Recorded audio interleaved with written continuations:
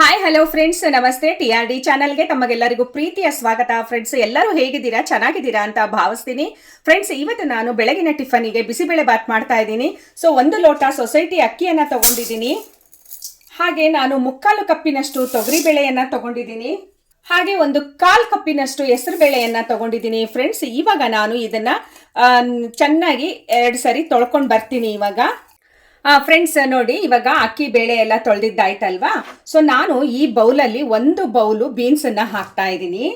ಒಂದಿಷ್ಟು ಕ್ಯಾರೆಟನ್ನು ಹಾಕ್ತಾ ಇದ್ದೀನಿ. ಇದು ಮೀಡಿಯಂ ಸೈಜ್ದು 2 ಕ್ಯಾರೆಟ್ ಇದೆ. ಇದು 2 ಕ್ಯಾರೆಟ್ ಹಾಕ್ತಾ ಇದ್ದೀನಿ. ನೋಡಿ, ಅರ್ಧ ಸ್ಪೂನಿನಷ್ಟು ಅರಿಶಿನ ಪುಡಿ ಹಾಕಿದ್ದೀನಿ. ಫ್ರೆಂಡ್ಸ್, 3/4 ಲೋಟ ನಾನು ತೊಗರಿಬೇಳೆ ಹಾಕಿದ್ದೆ, 1/4 ಕಪ್ಪು ಹೆಸರು ಬೇಳೆ ಹಾಕಿದ್ದೆ, 1 ಕಪ್ಪು ಅಕ್ಕಿ ಹಾಕಿದ್ದೀನಿ. ಸೊ ಇವಾಗ 1 2 3 4 5 6 ನೋಡಿ, ಇದೇ ಕಪ್ಪಲ್ಲಿ ನಾನು ಅಕ್ಕಿ ಬೇಳೆ ಹಾಕೊಂಡಿದ್ದೆ. ಸೊ ಅದೇ ಕಪ್ಪಿನಲ್ಲಿ 6 ಕಪ್ಪು ನೀರು ಹಾಕಿದ್ದೀನಿ. ಸೊ ಇವಾಗ ಇದನ್ನ ನಾನು ಕುಕ್ಕರ್ಗೆ ಹಾಕ್ತೀನಿ.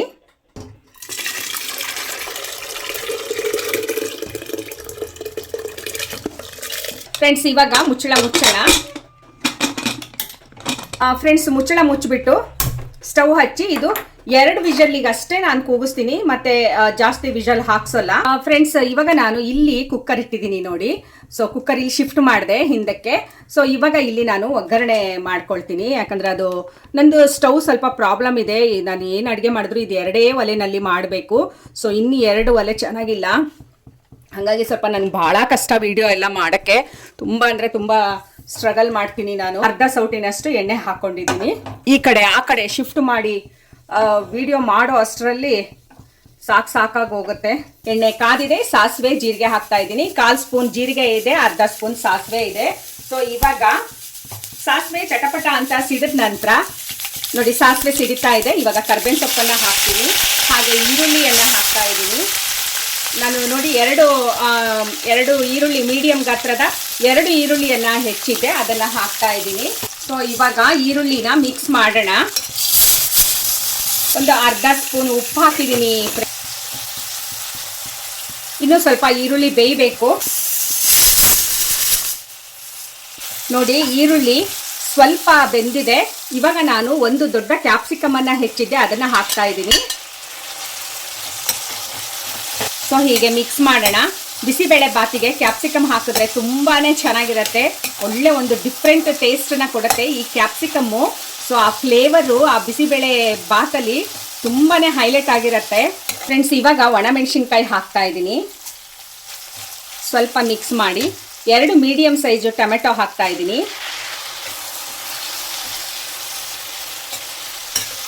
ಈರುಳ್ಳಿ ಹಾಕಿದಾಗ ಒಂದು ಅರ್ಧ ಸ್ಪೂನ್ ಉಪ್ಪು ಹಾಕಿದ್ದೆ. ಇವಾಗ ಇನ್ನೊಂದು ಸ್ವಲ್ಪ ಉಪ್ಪು ಹಾಕ್ತಾ ಇದ್ದೀನಿ.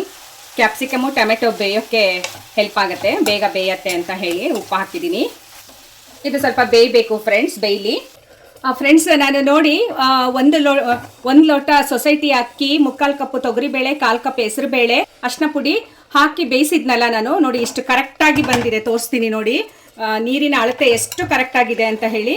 ಸೊ ಈ ಹದಕ್ಕೆ ಬೇಯಬೇಕು. ನಾನು 2 ವಿಷಲ್ ಹಾಕಿದ್ದೆ ಅಷ್ಟೇನೆ. ಸೊ ನೋಡಿ ಎಷ್ಟು ಪರ್ಫೆಕ್ಟಾಗಿ ಬೆಂದಿದೆ ಅಲ್ವಾ. ಸೊ ಇವಾಗ ನಾನು ಒಗ್ಗರಣೆ ಮಾಡ್ತಾ ಇದ್ದೀನಲ್ವಾ, ಅದಕ್ಕೆ ಹಾಕೋಣ. ಫ್ರೆಂಡ್ಸ್, ಇವಾಗ ಇದಕ್ಕೆ ಹಾಕ್ಕೊಳ್ತಾ ಇದ್ದೀನಿ. ನೋಡಿ ಎಷ್ಟು ಚೆನ್ನಾಗಿ, ಎಷ್ಟು ಹದವಾಗಿ ಹೇಗೆ ಬೆಂದಿದೆ ಅಂತ ನೋಡಿ. ಸೊ ಈ ಹದದಲ್ಲಿ ಬೇಯಬೇಕು ಬಿಸಿಬೇಳೆ ಬಾತಿಗೆ. ನೋಡಿ ಎಷ್ಟು ಚೆನ್ನಾಗಿ ಕಾಣಿಸ್ತಾ ಇದೆ.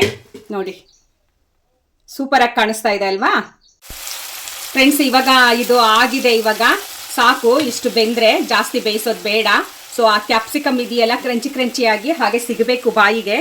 ಫ್ರೆಂಡ್ಸ್ ನೋಡಿ, ಇವಾಗ ನಾನು ಇದಕ್ಕೆ ಹುಣಸೆ ಹುಳಿಯನ್ನು ಹಾಕ್ತಾ ಇದ್ದೀನಿ.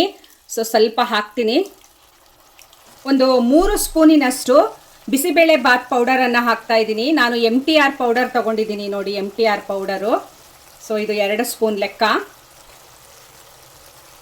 ಒಂದು 3 ಸ್ಪೂನಿನಷ್ಟು ಬಿಸಿಬೇಳೆ ಬಾತ್ ಪೌಡರನ್ನು ಹಾಕ್ತಿದ್ದೀನಿ. ಪೌಡರ್ ಹಾಕಿದ್ಮೇಲೆ ಫ್ಲೇಮನ್ನು ಕಡಿಮೆ ಇಟ್ಕೋಬೇಕಾಗತ್ತೆ. ಆಗ ಸ್ವಲ್ಪ ಉಪ್ಪು ಹಾಕ್ತಾ ಇದ್ದೀನಿ. ಇಷ್ಟು ಬೆಲ್ಲ ಹಾಕ್ತಾ ಇದ್ದೀನಿ. ಇದನ್ನ ಸ್ವಲ್ಪ ಚೆನ್ನಾಗಿ ಮಿಕ್ಸ್ ಮಾಡೋಣ. ನೋಡಿ, ಗ್ರೇವಿ ಒಳ್ಳೆ ಗ್ರೇವಿ ಆಗಿದೆ. ಇವಾಗ ಬಿಸಿಬೇಳೆ ಬಾತ್ ಗ್ರೇವಿ ಇದು. ಇದನ್ನ ಗೊಜ್ಜಂತಾನು ಕರಿಬೋದು, ಬಿಸಿಬೇಳೆ ಬಾತ್ ಗೊಜ್ಜಂತಾನು ಕರಿಬೋದು. ನೋಡಿ ಗೊಜ್ಜು ರೀತಿನಲ್ಲೇ ರೆಡಿ ಆಗಿದೆ ಅಲ್ವಾ. ಸೊ ಹಾಗಾಗಿ ಬಿಸಿಬೇಳೆ ಬಾತ್ ಗೊಜ್ಜು ಇಲ್ಲಿ ರೆಡಿ ಆಗ್ತಾ ಇದೆ. ಇನ್ನೊಂದು ಸ್ವಲ್ಪ ಇದು ಈ ಮಸಾಲೆ ಹಾಸಿ ವಾಸನೆ ಹೋಗೋವರೆಗೂ ಸ್ವಲ್ಪ ಬಾಡಿಸ್ತೀನಿ. ನಾನು ಫ್ಲೇಮನ್ನು ಸಿಮ್ಮಲ್ಲೇ ಇಟ್ಕೊಂಡಿದ್ದೀನಿ ಇವಾಗ. ಸೊ ಇದಾಗಿದೆ, ಇವಾಗ ಗೊಜ್ಜು ರೆಡಿ ಆಗಿದೆ. ನೋಡಿ ಈ ಥರ ಕಾಣಿಸುತ್ತೆ, ರೆಡಿ ಆದಮೇಲೆ ಗೊತ್ತಾಗತ್ತೆ ಅದು. ನೋಡಿ ಗೊಜ್ಜು ರೆಡಿ ಆಯಿತು. ಸೊ ಮಸಾಲೆ ಇದಕ್ಕೆ ಎಲ್ಲ ಹೊಂದ್ಕೊಂಡು ಕುದ್ದಿದೆ ಇದು. ಇವಾಗ ನಾನು ಇದನ್ನು ತೆಗೆದುಬಿಟ್ಟು ಈ ದೊಡ್ಡದೊಂದು ಪಾತ್ರೆ ಇಟ್ಟು ಇದಕ್ಕೆ ಶಿಫ್ಟ್ ಮಾಡ್ತೀನಿ ಎಲ್ಲವನ್ನು. ಈಗ ಒಗ್ಗರಣೆ ಮಾಡ್ಕೊಂಡ್ವಲ್ಲ ಅದನ್ನೆಲ್ಲ ಇದಕ್ಕೆ ಹಾಕ್ತಾ ಇದ್ದೀನಿ. ಈಗ ಚೆನ್ನಾಗಿ ಮಿಕ್ಸ್ ಮಾಡೋಣ ಇದನ್ನ.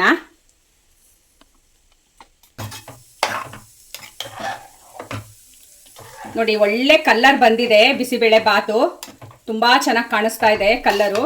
ಈ ರುಚಿ ಕೂಡ ಹಾಗೆ ಇರುತ್ತೆ, ನೀವು ಹೀಗೆ ಮಾಡಿ ಖಂಡಿತವಾಗ್ಲೂ ಚೆನ್ನಾಗಿರತ್ತೆ ಫ್ರೆಂಡ್ಸ್. ಈ ಬಿಸಿಬೇಳೆ ಬಾತಿಗೆ ನಾನು ಒಂದು ಮುಖ್ಯವಾದ ಐಟಮ್ ಅನ್ನ ಹಾಕೋದು ಮರ್ತು ಬಿಟ್ಟಿದ್ದೆ. ಇವತ್ತು ನಾನು ಇದನ್ನ ಹಾಕ್ಲಿಲ್ಲ ಅಂದಿದ್ರೆ ಬಿಸಿಬೇಳೆ ಬಾತ್ ತಿಂತಾನೆ ಸರಿಯಾಗಿ ಬೈಯೋರು. ಸೊ ನೆನಪಾಯ್ತು, ಹಾಗಾಗಿ ಮತ್ತೆ ನಾನು ಈ ಬೇಯಿಸಿದ ಬೇಳೆಯನ್ನ ತೆಕ್ಕೊಂಡು ಮತ್ತೆ ಕುಕ್ಕರಲ್ಲಿ ನಾನು ಇಷ್ಟು ಒಂದು ಕಾಫಿ ಕುಡಿಯೋ ಲೋಟದಲ್ಲಿ 1 ಲೋಟದಷ್ಟು ಶೇಂಗಾ ಬೀಜನ ಬೇಯಿಸ್ಕೊಂಡು ಈಗ ಇದನ್ನ ಹಾಕ್ತಾ ಇದ್ದೀನಿ. ಸೊ ಇದು ತುಂಬಾ ಬಿಸಿಬೇಳೆ ಬಾತಿಗೆ ತುಂಬಾ ಇಂಪಾರ್ಟೆಂಟು ಶೇಂಗಾ ಬೀಜ ಹಾಕೋದು. ಇದು ಇನ್ನೊಂದು ಸ್ವಲ್ಪ ನೀರು ಬೇಕಾಗತ್ತೆ, ನೋಡ್ಕೊಂಡು ಹಾಕೊಳ್ಳೋಣ, ಒಂದೇ ಸಲ ಹಾಕೋದು ಬೇಡ. ಯಾಕಂದ್ರೆ ಇದು ಈಗ ಒನ್ ಟೈಮ್ ತಿಂದು ಖಾಲಿ ಮಾಡೋದಾದ್ರೆ ಈ ಹದಕ್ಕೆ ಸಾಕು. ಮತ್ತೆ ಉಳಿದ್ರೆ ಮಧ್ಯಾಹ್ನಕ್ಕೆ ಗಟ್ಟಿ ಆಗ್ಬಿಡತ್ತಲ್ವಾ. ಸೊ ಹಾಗಾಗಿ ಸ್ವಲ್ಪ ನೀರು ಹಾಕ್ಕೊಂಡು ಎರಡಕ್ಕೂ ಅಡ್ಜಸ್ಟ್ ಆಗೋ ತರ ಮಾಡ್ಕೊಳ್ಳೋಣ ಇವಾಗ ಇದನ್ನ. ನೋಡಿ ಇವಾಗ ಈ ಹದಕ್ಕೆ ಇರಬೇಕು. ಇವಾಗ ಇದು ಬಿಸಿಬೇಳೆ ಬಾತು ನೋಡೋಕೆ ಎಷ್ಟು ಚೆನ್ನಾಗಿ ಕಾಣಿಸ್ತಾ ಇದೆ ಅಲ್ವಾ, ಸಖತ್ತಾಗಿ ಕಾಣಿಸ್ತಾ ಇದೆ ಫ್ರೆಂಡ್ಸ್. ಇನ್ನೊಂದು, ಈ ಸೊಸೈಟಿ ಅಕ್ಕಿನಲ್ಲಿ ಮಾಡಿದ್ರೆ ಬಿಸಿಬೇಳೆ ಬಾತು ತುಂಬಾ ಚೆನ್ನಾಗಾಗತ್ತೆ. ಅದಕ್ಕೆ ಈ ನಾವು ಬೇರೆ ಅಕ್ಕಿ ತರ್ತೀವಲ್ಲ, 70 ರೂಪಾಯಿ 80 ರೂಪಾಯಿ ಕೆಜಿ ಅಕ್ಕಿ ತರ್ತೀವಲ್ಲ, ಅದೇ ಬೇಕು ಅಂತ ಏನಿಲ್ಲ, ಸೊಸೈಟಿ ಅಕ್ಕಿನೇ ಸಾಕು ಬಿಸಿಬೇಳೆ ಬಾತಿಗೆ. ಸೊ ನೀವು ಕೂಡ ಮನೆಯಲ್ಲಿ ಮಾಡಿ ಸೊ ಹೇಗಿತ್ತು ಅಂತ ಹೇಳಿ ಕಮೆಂಟ್ ಮಾಡಿ, ಲೈಕ್ ಮಾಡಿ, ಶೇರ್ ಮಾಡಿ. ಸೊ TRD ಚಾನಲ್ನ ಸಪೋರ್ಟ್ ಮಾಡಿ ಅಂತ ಕೇಳ್ಕೊಳ್ತೀನಿ ಫ್ರೆಂಡ್ಸ್. ಇವಾಗ ಇದು ಇನ್ನೂ ಸ್ವಲ್ಪ ಕುದಿಲಿ. ನಾನು ಫ್ಲೇಮನ್ನು ಮೀಡಿಯಮ್ ಅಲ್ಲಿ ಇಟ್ಟಿದ್ದೀನಿ ಫ್ರೆಂಡ್ಸ್. ನೋಡಿ ಇವಾಗ ಕುದಿತಾ ಇದೆ, ಇದು ಇಷ್ಟು ಕುದ್ರೆ ಸಾಕು. ನಾನು ಇಷ್ಟು ತೆಳ್ಳಗೆ ಮಾಡಿದ್ದೀನಿ. ನಾವು ಬೇಳೆ 2 ಥರದ ಬೇಳೆ ಹಾಕಿರೋದ್ರಿಂದ ಒಂದು 10 ನಿಮಿಷ ತಿನ್ನೋದು ಲೇಟ್ ಆಗಿಬಿಟ್ರೆ ಗಟ್ಟಿ ಆಗಿಬಿಡತ್ತೆ. ಸೊ ಅದಕ್ಕೋಸ್ಕರ ನಾನು ಸ್ವಲ್ಪ ಹೀಗೆ ತೆಳ್ಳಗೆ ಮಾಡಿದ್ದೀನಿ. ಸೊ ಇದು ಬಡಿಸುವಾಗ ಒಂದು ಮೆಥಡ್ ಇದೆ ಫ್ರೆಂಡ್ಸ್ ಬಡಿಸೋಕೆ. ನೀವು ಬಡಿಸಿ ಕೊಡುವಾಗ ನೀವು ಹೀಗೆ ಚೆನ್ನಾಗಿ ಮಿಕ್ಸ್ ಮಾಡಿ ಅಡಿಯಿಂದ ತಗೊಂಡು ಹಾಕ್ಕೊಡ್ಬೇಕು ಫ್ರೆಂಡ್ಸ್. ಅವಾಗ ಆ ಗಂಜಿ ಮತ್ತು ರೈಸು ಎಲ್ಲ ಸಮನಾಗಿ ಬರುತ್ತೆ. ಸೊ ಹಿಂಗಿಂಗೆ ತಗೊಂಡು ಹಾಕ್ತಾ ಇದ್ರೆ ಅದು ಗಟ್ಟಿ ಏನಿದೆ ಅದು ಕೆಳಗಡೆ ಉಳಿದು ಬಿಟ್ಟಿರುತ್ತೆ. ಸೊ ಹೀಗೆ ತಗೊಂಡು ಹಾಕಬೇಕು. ಓಕೆನಾ? ಓಕೆ ಫ್ರೆಂಡ್ಸ್, ನೋಡಿದ್ರಲ್ಲ ಇಷ್ಟೊತ್ತು ಬಿಸಿಬೇಳೆ ಬಾತ್ ಮಾಡೋದು ಹೇಗೆ ಅಂತ ಹೇಳಿ. ಸೊ ನೀವು ಕೂಡ ಮನೇಲಿ ಟ್ರೈ ಮಾಡ್ತೀರಾ ಅಂತ ಅಂದ್ಕೊಳ್ತೀನಿ. ತುಂಬಾ ಸೂಪರ್ ಆಗಿದೆ, ಸಖತ್ತಾಗಿದೆ. ಸೊ ಉಪ್ಪು ನೋಡಿ ಹೇಳ್ತೀನಿ ಟೇಸ್ಟು ಫ್ರೆಂಡ್ಸ್. ಸ್ವಲ್ಪ ಉಪ್ಪು ಬೇಕು. ನಾನು ಈರುಳ್ಳಿ ಬೇಯುವಾಗ 1/2 ಸ್ಪೂನ್ ಹಾಕಿದ್ದೆ, ಮತ್ತು ಕ್ಯಾಪ್ಸಿಕಮ್ ಟೊಮೆಟೊ ಬೇಯುವಾಗ 1/2 ಸ್ಪೂನ್ ಹಾಕಿದ್ದೆ. ಇವಾಗ ಇಷ್ಟು 1 ಸ್ಪೂನನ್ನು ಹಾಕ್ತಾ ಇದ್ದೀನಿ, ಮಿಕ್ಸ್ ಮಾಡ್ತೀನಿ. ಸೊ ಓಕೆ ಫ್ರೆಂಡ್ಸ್, ಇವಾಗ ಸೊ ಅದ್ಭುತವಾದ ಒಂದು ಬಿಸಿಬೇಳೆ ಬಾತ್ ರೆಡಿ ಆಗಿದೆ. ಶೇಂಗಾ ಬೀಜ ಹಾಕೋದನ್ನ ನೀವು ಮರಿಬೇಡಿ, ನಾನು ಮರ್ತಿದ್ದೆ. ಮತ್ತೆ ಎಕ್ಸ್ಟ್ರಾ ಅದನ್ನ ಕುಕ್ಕರಿಗೆ ಹಾಕಿ ಬೇಯಿಸ್ಕೊಂಡಿದ್ದೀನಿ. ಸೊ ನಮ್ಮನೇಲಿ ಶೇಂಗಾ ಬೀಜ ಹಾಕ್ಲಿಲ್ಲ ಅಂತ ಅಂದ್ರೆ ಅಷ್ಟೇ, ಆಮೇಲೆ ಬೋಬೋ ಅಂದ್ಬಿಡ್ತಾರೆ. ಸೊ ಬಿಸಿಬೇಳೆ ಬಾತಿಗೆ ಶೇಂಗಾ ಬೀಜ ಇದ್ರೇನೆ ಚಂದ ಫ್ರೆಂಡ್ಸ್. ಸೊ ನೋಡಿ ಬಿಸಿಬೇಳೆ ಬಾತ್ ರೆಡಿ ಆಯ್ತು ಇವಾಗ. ಸೊ ಹಾಗೆ ಕ್ಯಾಪ್ಸಿಕಮ್ ಹಾಕೋದನ್ನ ಮರಿಬೇಡಿ. ಸೊ ಹೀಗೆ ಒಂದು ಬಿಸಿಬೇಳೆ ಬಾತನ್ನ ನೀವು ಕೂಡ ಮನೆಯಲ್ಲಿ ಟ್ರೈ ಮಾಡಿ. ಸೊ ಹೇಗಿತ್ತು ಅಂತ ಹೇಳಿ ಕಮೆಂಟ್ ಮಾಡಿ, ಲೈಕ್ ಮಾಡಿ, ಶೇರ್ ಮಾಡಿ. ಹಾಗೆ ನನ್ನ TRD ಚಾನಲ್ನ ಸಪೋರ್ಟ್ ಮಾಡಿ ಅಂತ ಹೇಳ್ತಾ ಇವತ್ತಿನ ವಿಡಿಯೋವನ್ನ ಇಲ್ಲಿಗೆ ಮುಗಿಸ್ತಾ ಇದ್ದೀನಿ friends. Okay friends, bye bye. ಮತ್ತೆ ಹೊಸ ರೆಸಿಪಿಯೊಂದಿಗೆ ಸಿಗ್ತೀನಿ ಅಂತ ಹೇಳ್ತಾ take care, bye bye. Okay friends, bisibele bath ready ಆಗಿದೆ. ಇವಾಗ ತಿನ್ನೋಕೆ ಹಾಕ್ಕೊಡ್ತಾ ಇದ್ದೀನಿ, ಪ್ಲೇಟಿಗೆ ಸರ್ವ್ ಮಾಡ್ತಾ ಇದ್ದೀನಿ. ಹಾಗೆ ಧಾರಾಳವಾಗಿ ತುಪ್ಪವನ್ನು ಸುರಿತಾ ಇದ್ದೀನಿ. ನೋಡಿ, ಇದಕ್ಕೆ ತುಪ್ಪ ಇಲ್ಲ ಅಂದ್ರೆ ಟೇಸ್ಟೇ ಕೊಡೋದಿಲ್ಲ ಫ್ರೆಂಡ್ಸ್. ಇದು ಬೇಕೇ ಬೇಕು ತುಪ್ಪ. ಇವಾಗ ನೋಡಿ ಖಾರ ಬೂಂದಿಯನ್ನ ತರಿಸಿದ್ದೀನಿ. ಖಾರ ಬೂಂದಿ ಇಲ್ಲ ಅಂತ ಅಂದ್ರೆ ಬಿಸಿಬೇಳೆ ಬಾತು ತಿನ್ನೋಕೆ ಆಗೋದೇ ಇಲ್ಲ ಫ್ರೆಂಡ್ಸ್. ಹೀಗೆ ಬಿಸಿಬೇಳೆ ಬಾತಿಗೆ ಸ್ಪ್ರೆಡ್ ಮಾಡಿಬಿಟ್ಟು ನೋಡಿ, ಹೀಗೆ ಇದನ್ನು ಸಹ ದಂಡಿಯಾಗಿ ಹಾಕೋಬೇಕು. ಆಮೇಲೆ ಇನ್ನು ಕೆಲವರಿಗೆ ಬಿಸಿಬೇಳೆ ಬಾತಿಗೆ ಖಾರ ಬೂಂದಿ ಮೇಲ್ ಹಾಕೊಂಡು ತಿನ್ನೋಕೆ ಇಷ್ಟ ಇರಲ್ಲ. ಸೊ ಅಂಥವರಿಗೆ ನೀವೇನ್ ಮಾಡಿ, ಹೀಗೆ ಒಂದು ಬೌಲಲ್ಲಿ ಹಾಕ್ಕೊಟ್ಬಿಡಿ. ಸ್ವಲ್ಪ ಸ್ವಲ್ಪ ಹಾಕ್ಕೊಂಡು ತಿಂತಾರೆ, ಅದು ಇನ್ನೂ ರುಚಿಯಾಗಿರುತ್ತೆ ಆ ಥರ ತಿನ್ನೋದು.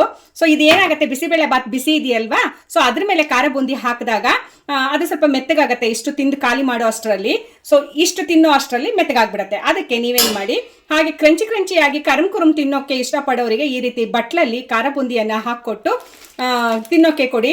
ತುಂಬ ಖುಷಿಯಾಗಿ ತಿಂತಾರೆ, ಎಂಜಾಯ್ ಮಾಡ್ತಾರೆ. ಓಕೆ ಫ್ರೆಂಡ್ಸ್, ಬಾಯ್.